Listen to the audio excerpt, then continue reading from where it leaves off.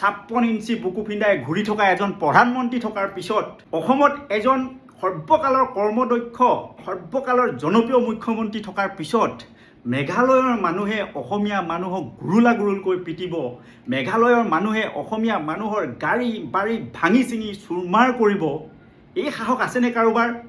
কবিতা এটা লিখিলে ঘৰৰ পৰা উঠাই আনি উঠি অহা যুৱ প্ৰজন্মৰ যুৱক এজনক যুৱতী এগৰাকীক বছৰ বছৰ ধৰি জেলৰ অন্ধকোঠৰীত বন্ধ কৰি দিয়া এই চৰকাৰ থকাৰ পিছত এই অসমীয়া মানুহৰ ওপৰত কোনোবাই আক্ৰমণ কৰিব, এই কথাটো হ'ব পাৰেনে?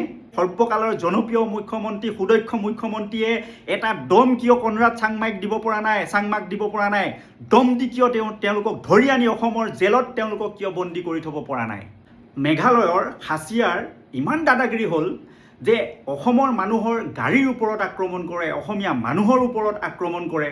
মেঘালয়ৰ খাচিয়াই এতিয়াও ভবা নাই যে এই অসমীয়া সোপাই যে এসময়ত 17 বাৰকৈ মোগলৰ শক্তিশালী আক্ৰমণ প্ৰতিহত কৰিছিল, মানৰ আক্ৰমণ প্ৰতিহত কৰিছিল, ব্ৰিটিছৰ দৰে শক্তিশালী ব্ৰিটিছক অসমীয়াই লটিঘটি কৰিছিল, পানী খুৱাই দিছিল, এই কথাটো খাচিয়া সোপাই নাজানে নেকি? কিয় এনেকুৱা কৰিছে? আৰু এই অসমীয়াই আছে হেংদাং লোৱা নাই, ললে হেংদাং ৰক্ষা নাই বুলি কোৱা শ্লোগান দিয়া অসমীয়াই আজিকালি চৰ থাপৰ ভুকু গুড় কিল এইবোৰ খাই খাই অসমত যেনে তেনে বাচি থাকিব লগা হৈছে।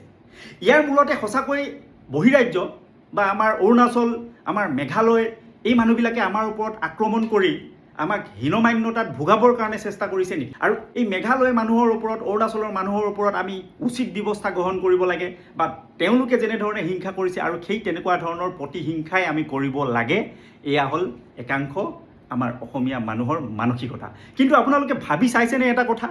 এই যে প্ৰতিহিংসা ইয়াত সংঘটিত হৈছে, এই প্ৰতিহিংসা সংঘটিত কৰিব পৰা, এনেকুৱা ধৰণৰ দাদাগিৰি কৰিব পৰা কাৰোবাৰ সাহস আছে নেকি এই ভাৰতবৰ্ষত? যাৰ 56 ইঞ্চি বুকু পিন্ধাই ঘূৰি থকা এজন প্ৰধানমন্ত্ৰী থকাৰ পিছত অসমত এজন সৰ্বকালৰ কৰ্মদক্ষ সৰ্বকালৰ জনপ্ৰিয় মুখ্যমন্ত্ৰী থকাৰ পিছত মেঘালয়ৰ মানুহে অসমীয়া মানুহক গুৰুলাগুৰুলকৈ পিটিব, মেঘালয়ৰ মানুহে অসমীয়া মানুহৰ গাড়ী বাৰী ভাঙি চিঙি চুৰমাৰ কৰিব, এই সাহস আছেনে কাৰোবাৰ?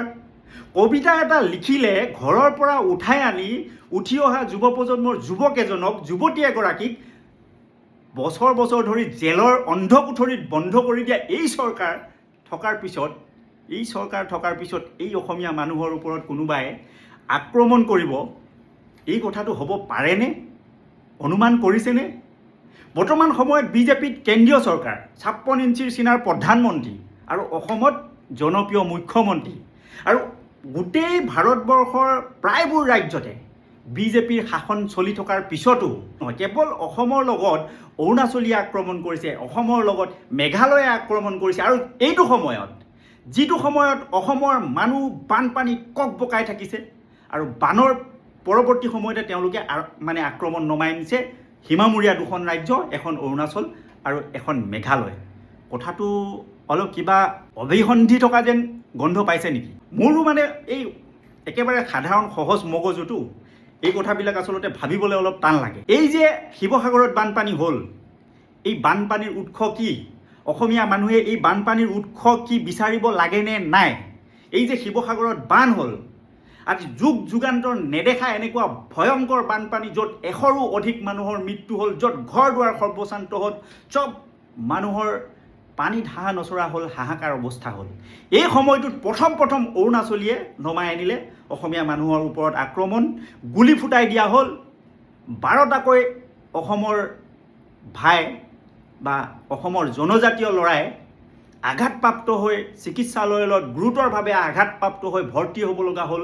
10-12 দিনলৈকে অৰুণাচলী যিটোৱে গুলি ফুটাইছিলে, যিকেইটা দুৰ্বৃত্তই গুলি ফুটাইছিলে, সেইকেইটা গ্ৰেপ্তাৰ কৰা নহ'ল। মই গোগামুখত বাস কৰোঁ, মই অৰুণাচলৰ হাড়ে হিমজুৱে জানো এই মানুহখিনিক। ভাতৃত্ববোধৰ এনাজৰীডাল আমাৰ মাজত সুদৃঢ় অৰুণাচলীৰ লগত।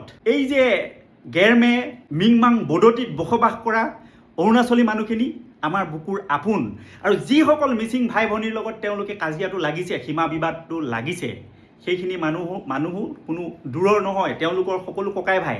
একেলগে থাকে। মোক বহুতে কৈছে যে অৰুণাচলীয়ে আক্ৰমণ কৰিলে, মই লিখিছোঁ, মই অৰুণাচলী সকলো মানুহক বেয়া বুলি লিখা নাই, সেই দুৰ্বৃত্তকেইটাৰ কথা লিখিছোঁ যিকেইটাই তাত গুলি ফুটাইছে, গুলী বৰ্ষণ কৰিছে।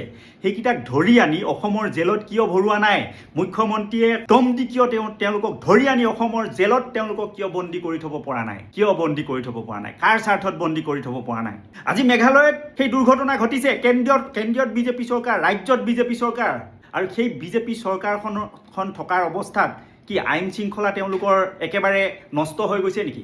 দেশৰ সংহতি আৰু ভাতৃত্ববোধ কি নষ্ট হৈ গৈছে নেকি বিজেপিৰ আমোলত? অসমৰ মুখ্যমন্ত্ৰী হিমন্ত বিশ্ব শৰ্মাই পৱন খেৰাক যদি পঞ্জাৱৰ পৰা, পৱন খেৰাক যদি মুম্বাইৰ পৰা উঠাই আনিব পাৰে, তেওঁৰ বিৰুদ্ধে মাত মতাৰ কাৰণে যদি পৱন খেৰাক দিল্লী মুম্বাইৰ পৰা উঠাই আনিব পাৰে, অসমীয়া মানুহৰ বাহন ভঙা, অসমীয়া মানুহৰ ওপৰত আক্ৰমণ কৰা সেই দুৰ্বৃত্ত খাচীয়াকেইটাক অন ভিজুৱেল কেমেৰাৰ সন্মুখত অসমীয়া মানুহক আক্ৰমণ কৰাৰ পিছত সেইকেইটা কিয় উঠাই আনিব নোৱাৰে কওকচোন? এনেকুৱা দেশৰ সংগতি বিনষ্ট কৰিব পৰা এনেকুৱা কুকাৰ্যত এইবিলাকত কিয় NSA নালাগিব? কিয় এইবিলাকক ধৰি মুখ্যমন্ত্ৰীয়ে কথা পাতি এইকেইটাক ধৰি মুখ্যমন্ত্ৰীক কিয় দম দিয়া নাই? মেঘালয়ৰ মুখ্যমন্ত্ৰীক আমাৰ মুখ্যমন্ত্ৰীয়ে কিয় দম দিয়া নাই? কিয় এই কথাটো গৃহ বিভাগক জনোৱা নাই? যদি তেওঁ নোৱাৰে, কেন্দ্ৰীয় চৰকাৰৰ গৃহ বিভাগক কিয় জনোৱা নাই? যিকেইটা দুৰ্বৃত্তই আমাক আক্ৰমণ কৰিলে, এই দুৰ্বৃত্তকেইটা নোপোৱালৈকে কিন্তু আপোনালোকৰ লগত অসম ৰাজ্যৰ সুসংগতি নাথাকিব বুলি কিয় দম দিব পৰা নাই? কিয় ভাৰত চৰকাৰক ক'ব পৰা নাই যে অসমৰ মানুহৰ ওপৰত আক্ৰমণ কৰা, গাড়ীৰ ওপৰত আক্ৰমণ কৰা 24 ঘণ্টাৰ ভিতৰত এই মানুহকেইটা অসম চৰকাৰৰ গৃহ বিভাগক গতাই দিব লাগিব, পুলিচৰ হাতত তেওঁলোকক গতাই দিব লাগিব, বা তেওঁলোকে নিজেই আত্মসমৰ্পণ কৰিব লাগিব বুলি কিয় ক'ব নোৱাৰে? মহাৰাষ্ট্ৰৰ পৰা মানুহক ধৰি আনি ডিব্ৰুগড় জেলত থ'ব পাৰে, মুম্বাইৰ পৰা মানুহ ধৰি আনি গুৱাহাটীৰ জেলত থ'ব পাৰে, কিন্তু মেঘালয় ৰিং এটাৰ বাট গুৱাহাটীৰ পৰা কিয় ধৰি আনিব নোৱাৰে কওকচোন? ইয়াৰ মূলতে কি ষড়যন্ত্ৰ আছে? NSA লগাই দিয়ে। অসমীয়া মানুহৰ মাটিৰ অধিকাৰৰ ওপৰত মাত মতা জনগোষ্ঠীয় নেতা প্ৰণৱ দলেক NSA অধীনত গোচৰত গ্ৰেপ্তাৰ কৰি জেলত ভৰাই দিয়া হ'ল। প্ৰণৱ দলে শদিয়া খোৱা বুঢ়াগোহাঁই আছিলে, ছোৱালীজনীয়ে কবিতা লিখাৰ কাৰণে জেলত ভৰাই দিলে। NSAৰ অধীনত তাকো গ্ৰেপ্তাৰ কৰি বছৰ চেৰেক ধৰি জেলৰ ভিতৰত বন্ধ কোঠৰীত সময় কটাব লগা হ'ল। এতিয়া এই দুৰ্বৃত্তকেইটাক কিয় ধৰিব নোৱাৰে? ই হ'ল ডাঙৰ প্ৰশ্ন। এনেকুৱা হ'ব পাৰে নেকি? শিৱসাগৰত বান হ'ল, বানে গোটেই মানুহৰ অৱস্থা বেয়া তছনছ কৰি দিলে, আৰু এই যে বান হ'ল, এই বানৰ মুখ্য দায়ী কোন? ইয়াৰ পৰা মানুহক ডাইভাৰ্ট কৰিবৰ কাৰণে তেওঁলোকে এই অভিসন্ধি ৰচনা কৰিছে নেকি? যে অৰুণাচলীয়ে আক্ৰমণ কৰিলে, অৰুণাচলী দুৰ্বৃত্ত গ্ৰেপ্তাৰ নহ'ল, মেঘালয়ে আক্ৰমণ কৰিছে, নাটক হৈ আছে, মানুহৰ মগজু ডাইভাৰ্ট কৰি অৰুণাচলী মেঘালয়ত লগাই থৈ এইফালে শিৱসাগৰৰ বানৰ প্ৰকৃত কাৰণ ঢাকিবৰ কাৰণে চেষ্টা কৰা হৈছে নেকি? গতিকে এই কথাবিলাক আমি জানিব লাগিব। অসমীয়া মানুহে নিজক বুজি পাবৰ হ'ল। আমি মান খেদিছোঁ, ব্ৰিটিছ খেদিছোঁ, ইয়াৰ পৰা আমি মোগল খেদিছোঁ বুলি কৈ আছে হেংদাং লোৱা নাই, ল'লে হেংদাং ৰক্ষা নাই, এই কথাবিলাক চিঞৰি থকাৰ কোনো যুক্তি বৰ্তমান সময়ত আমি দেখি পোৱা নাই। ছটকীয়া চাউল খাই মাথাটো গোবৰ কৰি লোৱা অসমীয়াসকলে পুনৰবাৰ বুজি পাব হ'ল যে অসম আৰু অসমীয়া কোন দিশলৈ আমি গতি কৰি আছোঁ। কৰ্মবিমুখ অসমীয়া সোপাই আমি সঁচাকৈ নিজৰ বলি নিজেই দিবলৈ গৈ আছোঁ নেকি? আৰু সেই বলিৰ যিজনে বলি দিয়ে, সেই বলি দিয়া মানুহজন ৰাজনৈতিক নেতাকেইটা হ'বলৈ গৈ আছে নেকি? গতিকে আমি এই বিষয়বোৰৰ পৰা অলপ ফালৰি কাটি আহি এই বিষয়বোৰ আমি ধৰিব লাগিব। আমাৰ ৰাজ্যৰ ওপৰত আক্ৰমণ কৰা যিকোনো ধৰণৰ সীমামূৰীয়া ৰাজ্যৰ লগত আমাৰ সম্পৰ্ক ভালে তেতিয়াহে থাকিব যদি মুখ্যমন্ত্ৰীজন তেওঁলোকে ভাবে যে এইজন মুখ্যমন্ত্ৰী পৰাক্ৰমী, নিজৰ পৰাক্ৰমটো দেখাব পাৰিব লাগিব।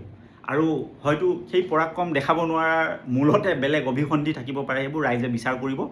এই কথাবিলাক চাওক, আমি এতিয়া ভাবিব লাগে যে আমি শিৱসাগৰৰ বান কিয় হ'ল, শিৱসাগৰৰ আনুষাংগিকভাৱে শিৱসাগৰত যিদৰে মানুহ মৃত্যু হ'ল, তেনেদৰে গেৰুকামুখ নামনি সোৱণশিৰি প্ৰকল্প যে বনাই আছে, এই প্ৰকল্পটোৱে অদূৰ ভৱিষ্যতে কিমান মানুহক হত্যা কৰিব, কিমান হাজাৰ মানুহক হত্যা কৰিব, কোন কোন ঠাইলৈ পানী বিয়পিব, যদি কেনেবাকৈ প্ৰকল্পটো ভাঙে ইয়াত মানুহ বাচি থাকিব নে নাথাকিব, এইবোৰ সময় উপযোগী প্ৰশ্ন আমাৰ অসমীয়াই কৰিবৰ কাৰণে সময় হৈ গ'ল। যদি সময় থাকোঁতে এইবোৰ প্ৰশ্ন কৰিব নোৱাৰে, তেনেহ'লে অসমীয়া চৰ ভুকুৰ থাপৰ গুৰ কিল খাই যেনে তেনে ইয়াত প্ৰাণটো লৈ বাচি থাকিব, আৰু এটা সময়ত এইবোৰ গোটেইবোৰ বলি দিব। গতিকে কথাবোৰ আমি ভালদৰে জুকিয়াই চাবৰ হ'ল। ধন্যবাদ।